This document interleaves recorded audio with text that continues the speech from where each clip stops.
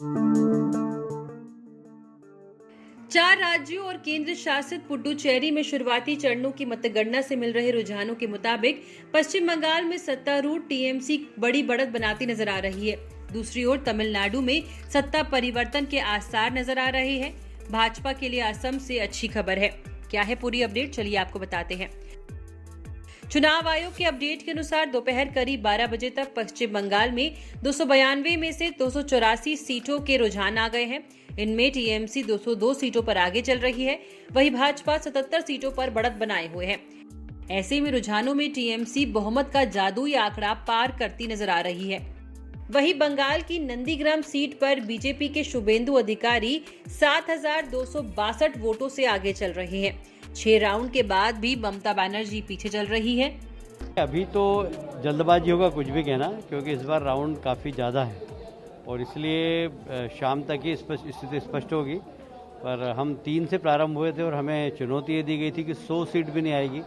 हमने 100 का आंकड़ा पार कर लिया और हम आगे बढ़ रहे हैं और अब मैजिक नंबर है वो भी पार करेंगे। प्रशांत किशोर ने जो चैलेंज किया था, अब क्या कहना चाहेंगे उसके ऊपर से? वही मैं कह रहा हूँ कि ममता जी ने भी कहा था कि 100 सीट नहीं आएगी, हम 100 सीट क्रॉस कर चुके हैं। नंदीग्राम को लेके क्या कहेंगे? शुभेंदु अधिकारी जिस तरह से वो आगे बढ़ रहे हैं, वहाँ पर भारतीय जनता पार्टी जीतेगी, ममता जी हारेंगी। वहाँ कितने सीट का अनुमान है पूरे आज? कंफर्टेबल मेजॉरिटी सरकार बनाएंगे। चुनाव आयोग के आंकड़ों के अनुसार तमिलनाडु में दोपहर करीब 12 बजे तक डीएमके ने 117 सीटों पर बढ़त बना ली है। चुनाव आयोग के मुताबिक 234 विधानसभा सीटों वाले इस विधानसभा में 230 सीटों का अभी तक रुझान सामने आया है। सत्ताधारी एआईएडीएमके 79 सीटों पर आगे है। भाजपा 4 और कांग्रेस 12 सीटों पर राज्य में आगे है। विधानसभा चुनाव के लिए 6 अप्रैल को मतदान हुआ था। केरल के शुरुआती रुझानों में एलडीएफ को राज्य की 140 में से 75 सीटों पर बढ़त हासिल हुई है, जबकि कांग्रेस के नेतृत्व वाली यूडीएफ 56 सीटों पर आगे है। भाजपा के नेतृत्व वाली एनडीए पलक्कड़ की 2 सीटों पर आगे है। इनमें से एक सीट नेमोन है, जहां से मेट्रोमैन ई श्रीधरन चुनावी मैदान में है। पिछले विधानसभा चुनाव में पूरे केरल में भाजपा को सिर्फ नेमोन में ही जीत मिली थी।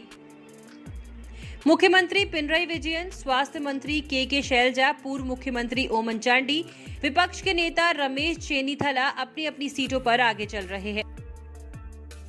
असम में विधानसभा की 126 सीटें हैं और बहुमत के लिए 64 सीटों की जरूरत है।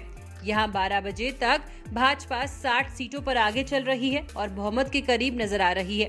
कांग्रेस 26 सीटों पर आगे है। असम में 3 चरणों में मतदान संपन्न हुए थे। वहीं पुडुचेरी के 30 सीटों वाले विधानसभा में अभी 12 सीटों के रुझान आए हैं। इसमें ऑल इंडिया एनआर कांग्रेस 5 सीटों पर आगे है। भाजपा 3 सीटों पर बढ़त बनाए हुए है। कांग्रेस 2 सीटों पर और डीएमके 1 सीट पर आगे है। इस वीडियो में फिलहाल इतना ही। देश विदेश की तमाम बड़ी खबरों के लिए लोकमत हिंदी के यूट्यूब चैनल को सब्सक्राइब करें। अगर आप ये वीडियो फेसबुक में देख रहे हैं तो हमारे फेसबुक पेज को फॉलो करें।